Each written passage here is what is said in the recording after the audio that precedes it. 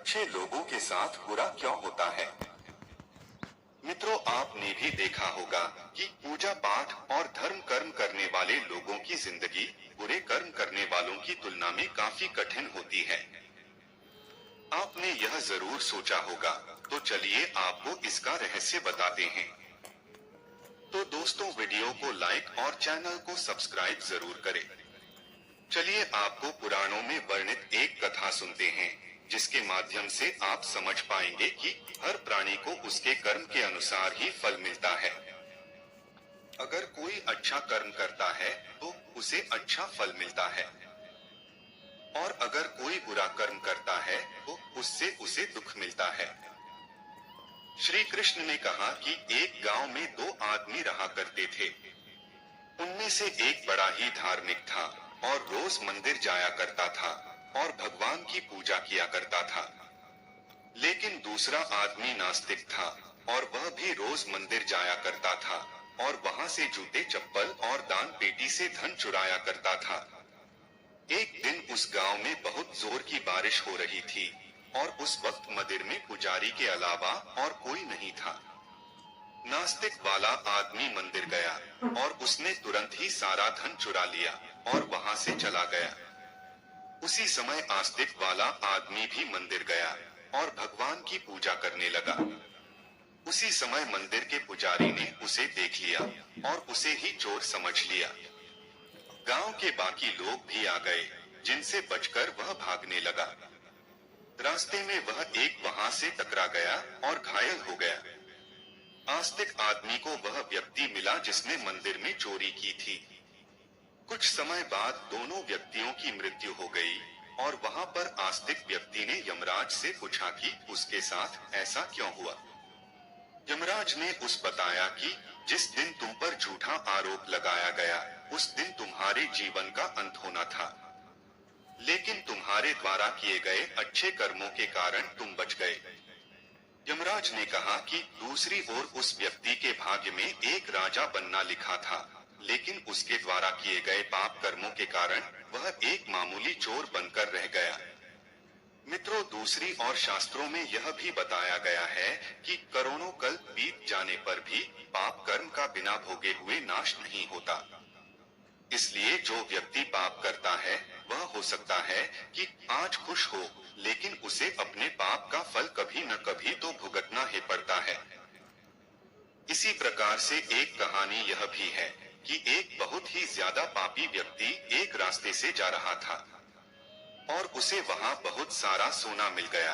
और जब उसी रास्ते से एक भला और धर्मात्मा व्यक्ति जा रहा था, जिसे कांटा लग गया और वह जोर से जमीन पर गिर गया। वहां के कुछ लोगों ने सोचा कि यह तो बड़ा गलत हुआ, और तब उन्होंने दोनों आदमियों की कुंडली ले जाकर एक पंडित को दिखाई। पंडित जी ने बताया कि वह जो पापी व्यक्ति है उसके भाग्य में राजा बनना लिखा था, लेकिन उसके द्वारा किए गए पाप के कारण अब उसे इतना सोना ही केवल मिल पाया है। वही दूसरी ओर उस भले और धर्मात्मा व्यक्ति के जीवन का आज आखिरी दिन था, लेकिन उसके द्वारा किए गए अच्छे कर्मों के कारण उसे केवल एक कांटा ही लगा और वह बच गया।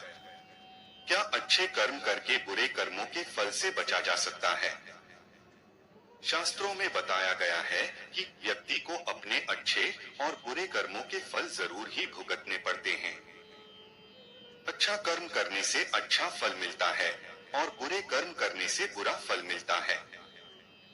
हमें अच्छे और बुरे दोनों कर्मों के फल भोगने पड़ते हैं। भगवत गीता में भगवान श्री कृष्ण बताते हैं कि कर्म की गति को समझना आसान नहीं है। इसका मतलब यह है कि यह समझना बड़ा ही मुश्किल है कि हमने कौन से जन्म में कौन से कर्म किए हैं और कौन से जन्म में हमें उसका फल मिलेगा। हो सकता है जिस पाप के कारण आज आपके साथ बहुत बुरा हुआ, वह आपने हजारों जन्मों पहले किया हो। इसके अलावा हो सकता है आपने कोई पाप अनजाने में किया हो, जिसके बारे में आपको कुछ पता ही न हो। क्या धोखे से किए गए पाप कर्म का फल मिलता है?